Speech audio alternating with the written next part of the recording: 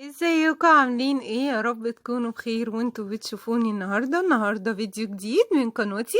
النهارده مش هنعمل وصفة، النهارده هنعمل كده روتين سهل وسريع مع بعض، وهغير شوية في المطبخ بتاعي، وعايزاكم تقولولي رأيكم في المطبخ بعد ما غيره، الاول احلى ولا بعد ما غيرته.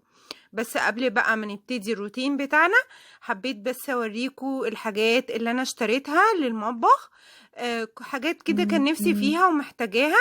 جبت اول حاجة الطاسة دي اللي انتوا شفتوها، دي تروفال، ومعاها المعلقة السيليكون دي، والعلبة اللي هي المدورة دي لونها بينك، لان انا عايزة اغير المطبخ بتاعي يبقى فيه بينك. قلت اجيبها كده احط فيها المعالق والسباتولا والحاجات دي. ودي علبة مناديل عجبتني شكلها، اطلعها لكم من العلبة علشان تشوفوها. بصوا شكلها عامل ازاي، جميل قوي، عجبتني قوي ان هي مش تقليدية. وبرضو لونها بينك، وده الرف بتاعه. هي مفروض بتتلزق في الحيطة، وتحطي الموبايل هنا فوق والمناديل تبقى من تحت. دي تقريبا كانت ب27 جنيه او 28 جنيه، مش متذكرة قوي كانت بكام بالظبط. بس عجبتني شكلها لبقرة المطبخ. تاني حاجة بقى جبتها الستيكر اللي هو بتاع البوتاجاز ده، عجبني برضو لونه لانه برضو فيه بينك وكده، والالوان اللي هي التركي دي اللي طالعة موضة. فحبيت شكلها قوي ان هي هيمشي مع الجو اللي انا نفسي اعمله. بصوا بقى، كان المفرش السيليكون ده كان نفسي برضو فيه للمعجنات والمخبوزات. فعجبني خامته قوي، حلوة ومش خفيفة ومش تقيلة في نفس الوقت، فجبته كان برضو تقريبا ب27 جنيه تقريبا يعني. بصوا بقى الحاجات الجميلة اللي طالعة موضة، لعب التلاجة. عجبتني برضو. كانت الكيس، هما كانوا دول المجموعة دي جاية في كيسين، الكيس تقريبا بحوالي 15 جنيه، عاملين شكل KFC وبرجر وكادبري والي كافيه ونسكافيه والاشكال دي. كانت التلاجة بتاعتي ابتدت تفضى من اللعب، ولادي خلاص ضيعوها، فحبيت اجيب كده كم لعبة جديدة احطهم على التلاجة، وعجبتني قوي الاشكال اللي طالعة جديدة دي. بصوا بقى، دخلت المطبخ قبل بقى ما ابتدي، قلت افطر كده بكوباية شاي وفطيرة علشان اشوف ورايا ايه في المطبخ.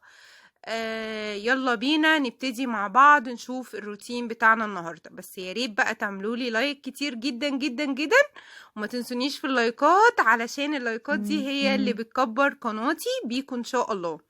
بصوا المطبخ كان مقلوب قلبة مش طبيعية، وكان مضايقني قوي الزحمة اللي في المطبخ عندي، كانت مضايقاني قوي، وكنت عايزة اغير فيه من ساعة ما اتجوزت وهو نفس الشكل ما اتغيرش خالص.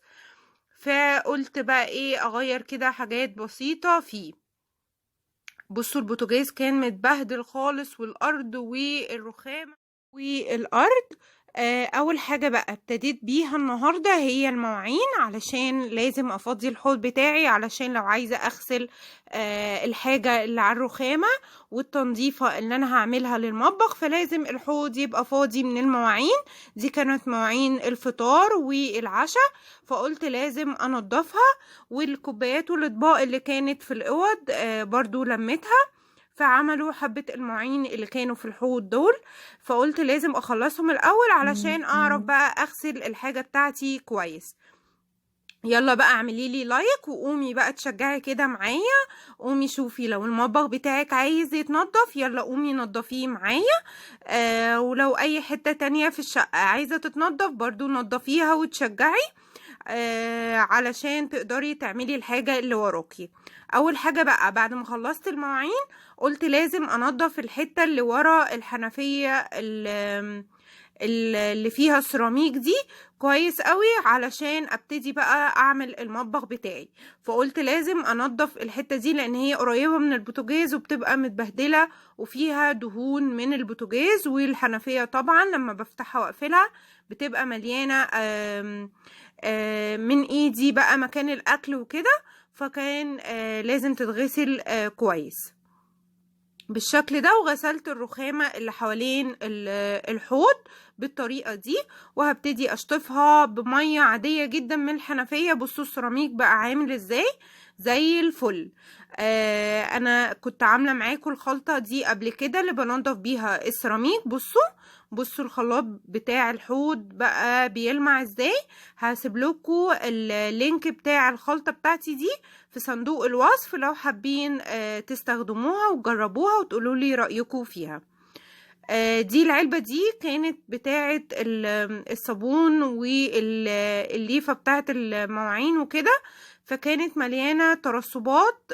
كانت عايزة تتغسل كويس قوي، فغسلتها بالشكل ده بالسلكة علشان تنضف من جوه.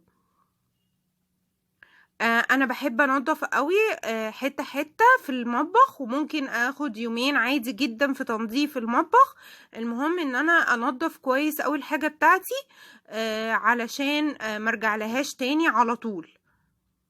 يعني انضف كده كل يوم المواعين ولمع كده الرخامه، وما يبقاش عندي حاجه ومطبخي يبقى نظيف، فلازم انضفه كويس. بالشكل ده انا خلاص خلصت الجزء اللي هو بتاع الحوض كله، والحيطة اللي ورا الحوض نضفتها كويس، وكل المعالق اللي انا معلقاها دي غسلتها برضو كويس. بصوا اهي، بصوا ابتدت تنضف ازاي. الناحية التانية بقى عند الرخامة اللي فيها التوابل والسكر وكده، فكانت عندي بقى زحمة جدا، والجزء ده هو اللي كان مضايقني قوي وما كنتش عارفة اعمل فيه ايه.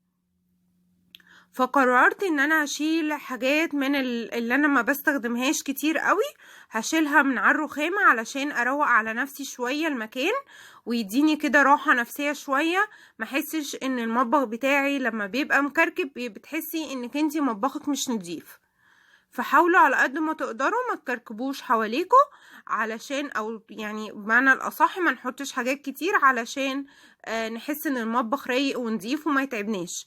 بصوا انا بوريكم البن اللي انا بشربه ده، بن شاهين بن محوج فاتح. عايزه اقول لكم جميل جدا وطعمه جميل، من احلى انواع البن اللي انا دقتها. هبتدي بقى اغسل طقم اللي هو السكاكين ده علشان هشيله زي ما انا قلت لكم. بس قلت هو ما كانش متبهدل كتير لان انا ما بستخدموش كتير قوي، فقلت انضفه كده قبل ما اشيله علشان تبقى الحاجة متشالة برضو نظيفة، ما يبقاش عليها تراب او اي حاجة.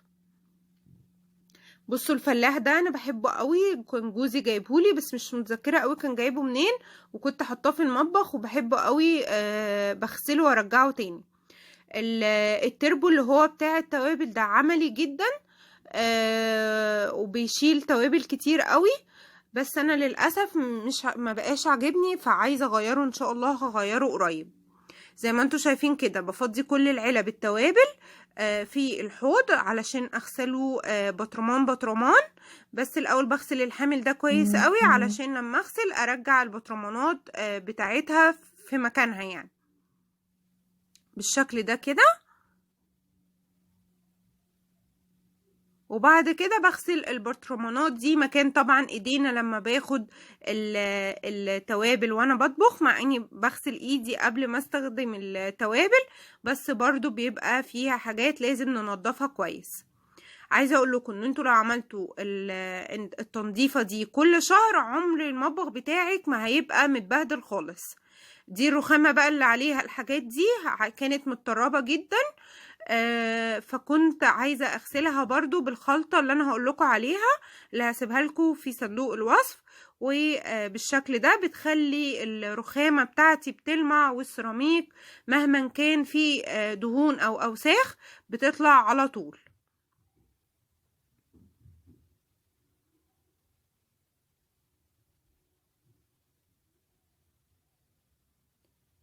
بصوا ادي الرخامه، بصوا بتلمع ازاي، وادي الحاجه بتاعتي.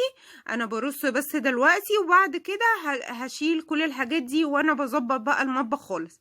بصوا الركن اللي هو لسه ما تروقش، الخلاط الطقم التوزيع دون برضو هنضفه. الخلاط بتاعي علشان ابيض وعلى الرخامه دايما ايديا فيه، فما كانش متوسخ قوي بالشكل ده كده. وده طقم التوزيع برضو ما بستخدموش كتير قوي، هنضفه واشيله برضو من على الرخامة علشان اروق على نفسي شوية المطبخ بتاعي. دون رخامة الأرج كانت برضو متبهدلة قوي، وطبعا احنا بنتغدى عليها، فعلى طول اول باول ايديا فيها. بس برضو علشان القفص العصافير بتاعي بيبهدل الرخامة دي، زي ما انتوا شايفين ريش كده، مش عارفة باين عندكم ولا لأ. فايديا بتبقى على طول فيها وبرضو بتبقى متبهدلة. فابتديت بقى اشيل المفارش والاطباق الخشب دي علشان اعرف اغسل الرخامة بتاعتي كويس. بصوا الرخامة بقت نضيفة. دي الحاجات بقى اللي كانت على الرخامة الأرج، الكاتل والمفارش والاطباق الخشب. انا بفضي على نفسي حاجة حاجة كده. والطقم اللي هو الخل والزياتة والملح كانوا برضو متبهدلين علشان بستخدمهم واحنا بناكل، فكانوا عايزين يتنضفوا برضو اهو بالشكل ده. عايزه اقول لكم ان المطبخ لما بينضف بيبقى فيه راحه نفسيه مش طبيعيه.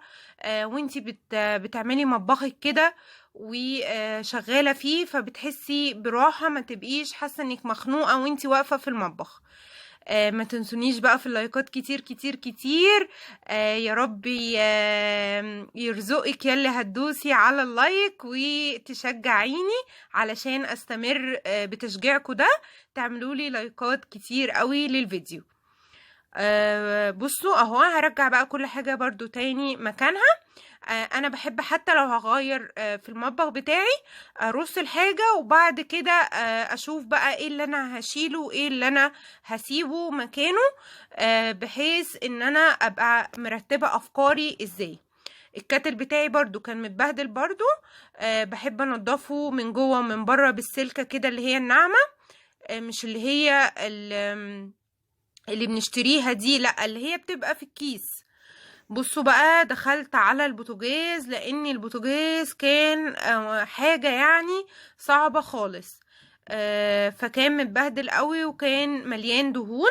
وهسيب لكم برضو لينك الفيديو لتنظيف البوتاجاز بنضفه ازاي، والخلطة اللي انا بستخدمها علشان البوتاجاز بتاعي ينضف زي ما انتوا شايفين كده.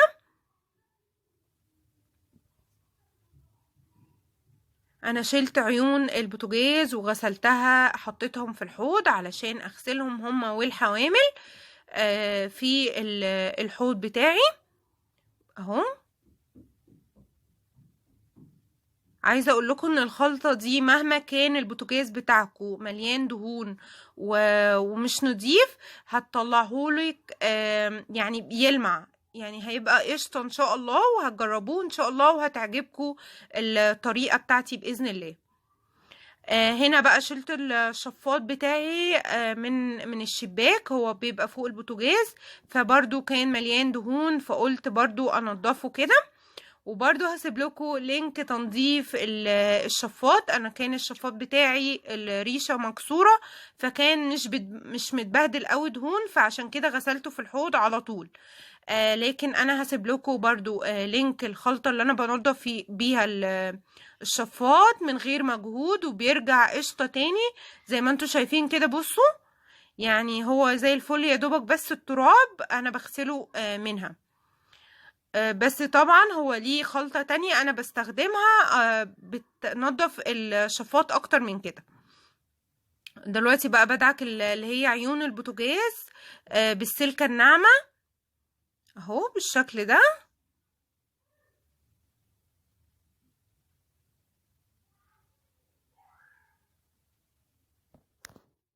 ودي حوامل اخر حاجة بقى هنضفها في البوتاجاز، اللي هي عند المفاتيح والمراية بتاعة البوتاجاز. بصوا ادي البوتاجاز بعد ما غيرت له الستيكرز بتاعها، وادي البوتاجاز بصوا بقى نضيف وبيلمع ازاي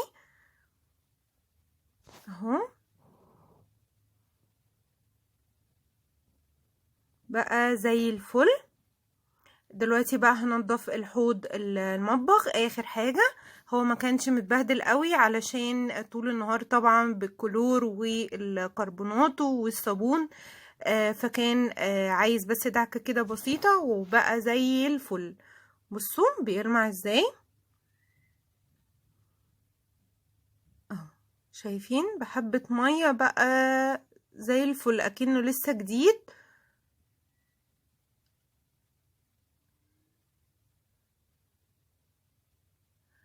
بصوا بقى اخر حاجة هعملها الارض، طبعا مكان ما كنت واقفة فكانت متبهدلة، والبوتاجاز لما غسلته نزل على الارض فكانت متبهدلة. برضو انا بغسل الارض بتاعتي بالجنرال وكلوريكس الوان وحبة صابون صغيرين خالص.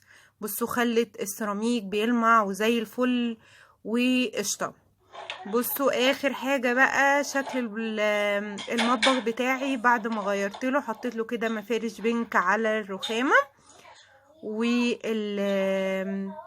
والبوتاجاز بتاعي، وهنا بقى شلت السبرتية والحاجات دي وحطيت الطقم اللي هو الشاي الصيني ده، فيه برضو وردة بينك بس هو مش باين قوي. وحطيت عند الحوض كام حاجة كده بينك زي ما انتوا شايفين. بصوا يا رب يكون فيديو النهاردة عجبكم، يا رب تكونوا استفدتوا حاجة مني النهاردة. ومتنسوش بقى تعملوا لي لايك واشتراك للقناة وتفعلوا زر الجرس عشان يوصلكم كل اشعار من جديد من قناتي جديد. والسلام عليكم ورحمة الله وبركاته.